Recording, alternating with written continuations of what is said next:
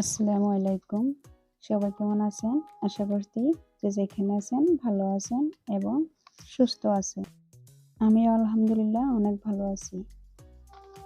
নেহা ব্লগে সবাইকে আন্তরিক শুভেচ্ছা ও অভিনন্দন। তো নেহা ব্লগ থেকে আপনাদের জন্য আরো একটা নতুন ভিডিও নিয়ে চলে এসেছি। তো চলুন আজকে নতুন ভিডিওটি কি?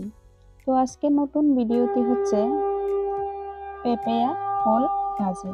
তো পেঁপেয়া ফুল ভাজি আমাদের কি কি উপকারে লাগে সেটাই আমি আপনাদের মাঝে তুলে ধরব।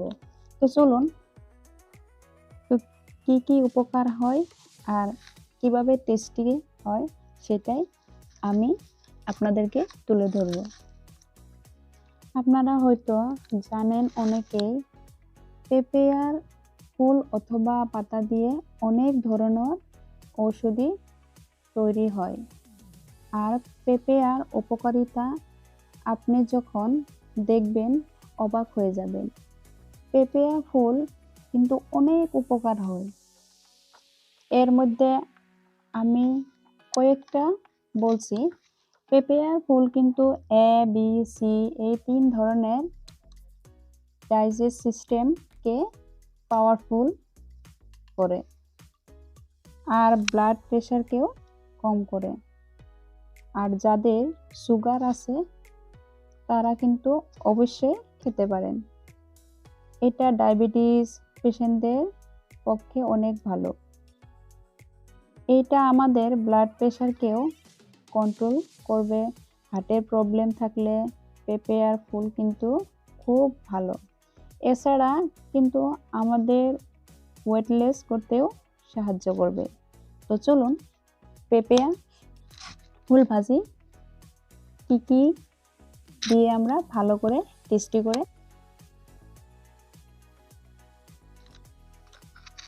পেঁপেয়া ভাজির জন্য কি কি লাগবে আমি এখানে একটা থালাতে সবগুলা নিয়ে নিয়েছি। এখানে আমি চুলার মধ্যে গ্যাসটা ধরিয়ে এখানে আমি একটা সসপ্যান বসিয়ে দিয়েছি আর এখানে আমি পানি দিয়ে দিব। তো দেখতে থাকুন, পানিটা যখন পুরো গরম হয়ে চলে আসবে তখন আমি পেঁপেয়া এবং লবণ দিয়ে দিব। লবণ দিলে কি হয়, তিতা তিতা যেটা ভাব আছে সেটা বের হয়ে আসে। তো এখানে আমি সবগুলা পেঁপেয়া ফুল দিয়ে দিব। তো পেঁপেয়া ফুল দিয়ে ভালো করে এটাকে আমি সিদ্ধ করে নেব।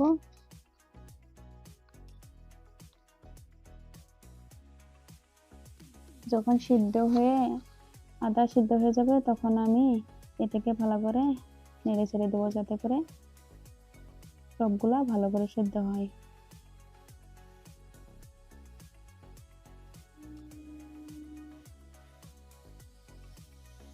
এখন দেখেন প্রায় সিদ্ধ হয়ে গেছে।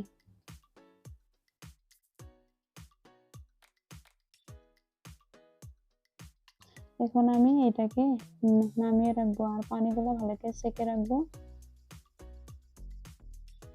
না হলে পানিটা ভালো করে না চাকলে এটা কি হয়, মানে খেতেও তেমন ভালো হবে না। আর পানিটা ছাঁকা হয়ে গেলে ফুলগুলা ঝরঝরা থাকবে।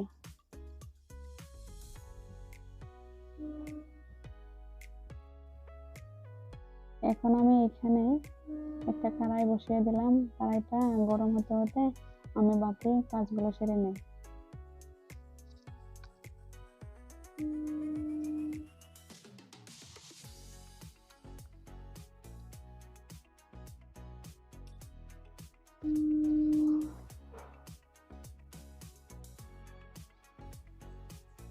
কড়াইটা এখন গরম হয়ে গেছে। আমি এখানে সরিষার তেল দিয়ে দিলাম। এখন এখানে আমি দেখেন ফুলগুলা কি সুন্দর। এখন আমি এখানে জিরা দিয়ে দিলাম, 2টো তেজপাতা দিয়ে দিলাম। এখানে দিয়ে দিব আমি কেটে রাখা আলুর কুচিগুলো। তো আলুর কুচিগুলো একটু ভালো করে নেড়ে ছেড়ে দিতে হবে, এটা একটু সেদ্ধ হয় ভালো করে, কারণ পেঁপে ফুলগুলো তো আমি ভালো করে সিদ্ধ করে নিয়েছি। এখানে আলুগুলো যদি ভালো করে একটু সেদ্ধ না হয় তাহলে তো খেতে ভালো লাগবে না। আর এখানে দিয়ে দিচ্ছি আমি পেঁয়াজ কুচিগুলা, এখানে দিয়ে দিচ্ছি রসুন বাটা, এরপর আদা বাটা। এখানে এগুলাকে ভালো করে আমি নেড়ে ছেড়ে দিব। আপনারা অবশ্যই একবার ট্রাই করে দেখবেন। যারা যারা এখনো পেঁপে ফুল ভাজি খান নাই বা সবজি দিয়ে রান্না করেন নাই, তারা অবশ্যই খেয়ে দেখবেন, এই প্রসেসটা ইউজ করবেন, অবশ্যই দেখবেন আপনাদের অনেক উপকারও হয়েছে আর খেতেও অনেক ভালো লাগে। তো মরিচের গুঁড়া, ভাজা জিরার গুঁড়া আর হলুদের গুঁড়া এখানে আমি দিয়ে দিয়েছি। এখন এগুলাকে ভালো করে নেড়েছে দেব, যাতে করে কাঁচা যে একটা রসুন বাটা এবং আদা বাটা দিয়েছি এগুলো না হলে কাঁচা কাঁচা গন্ধ চলে আসবে। একটু ভালো করে একটু ভেজে নিলে গন্ধটা চলে আসবে না, আর এটা স্মেলটা অনেক সুন্দর হবে। তো এখানে যাতে তিতাটা একটু কম লাগে সেই জন্য আমি আরেকটা পদ্ধতি ইউজ করেছি, সেটা হচ্ছে এই দুইটা টমেটো আমি কুচি করে নিয়েছিলাম, সেই দুইটা আমি এখানে দিয়ে দিয়েছি।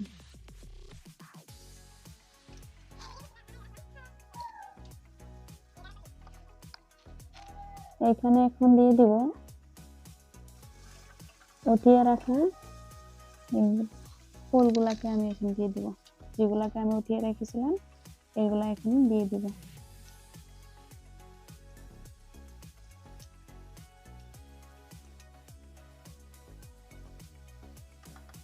সবগুলা আমি এভাবে দিয়ে দিয়েছি। এখন এগুলাকে ভালো করে নেড়ে ছেড়ে দিয়ে ভালো করে আমি হতে দেবো।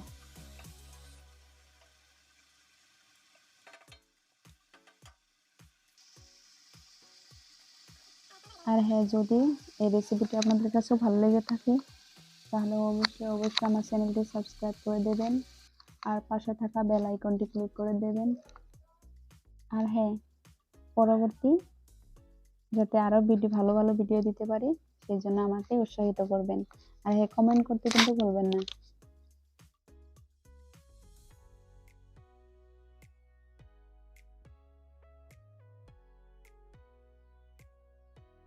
তো শেষ পর্যায়ে দেখেন কেমন হয়েছে।